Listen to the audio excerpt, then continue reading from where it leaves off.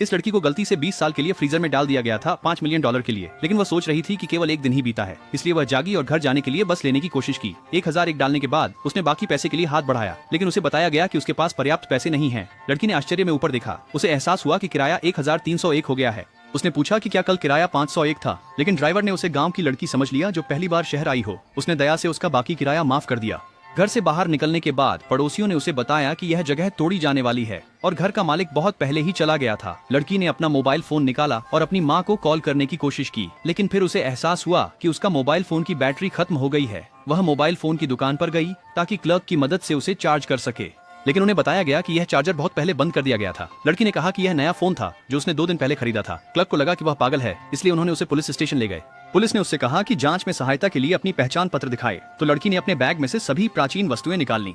कुछ पुलिसकर्मी कर लीसा की उम्र के बारे में चर्चा के बाद दृश्य को खाली नजरों से देख रहे थे। जल्द ही उन्होंने उसके पंजीकरण की जानकारी से उसकी मां का फोन नंबर खोज लिया, लेकिन किसी ने फोन नहीं उठाया। लीसा के पास अपनी मां के लिए संदेश छोड़ने के अलावा कोई विकल्प नहीं था। फिर वह अपने स्कूल गई। उसने देखा कि उसके आसपास के लोग अजीब मोबाइल फोन का उपयोग कर रहे थे और वे अपने कान छूकर फोन का जवाब दे सकते थे। लीसा और भी हैरान थी।